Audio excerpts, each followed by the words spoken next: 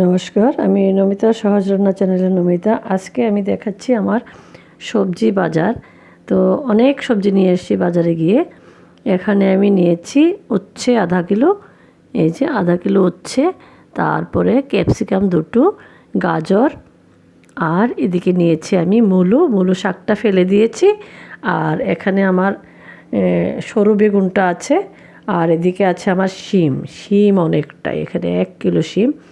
আর ওইদিকে আমি নিয়েছি কাঁচা লঙ্কা রান্নার জন্য, আর ফোড়নে টোড়নে দেওয়ার জন্য অনেক সময় ভর্তাতে লাগে শুকনো লঙ্কা নিয়েছি।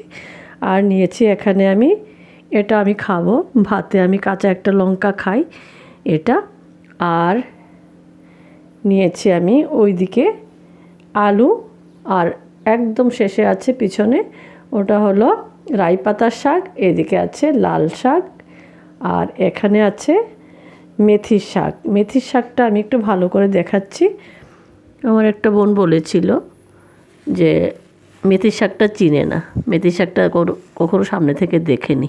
এই যে মেথির শাকের পাতাগুলি এরকম হয়, এই যে এরকম টাইপের হয় পাতাগুলি। তো এটা হলো মেথির শাক। আর এদিকে নিয়েছি আমি ধনে পাতা। তো বাজারে গেলে একটু টাকা দিলে অনেক ধনে পাতা দিয়ে দেয়।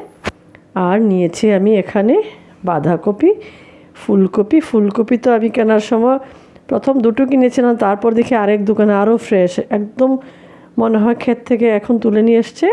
তো এখানে আমি নিয়েছি আবার ফুলকপি, তারপরে 5টা হয়ে গেছে আমার।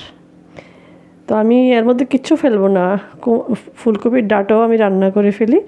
আর এখানে নিয়েছি আমি ভাজার জন্যে বেগুন, একদম মোটা মোটা বেগুনগুলি আমার ভাজা করতে ভালো লাগে না, একদম খুলে যায় রিংগুলো।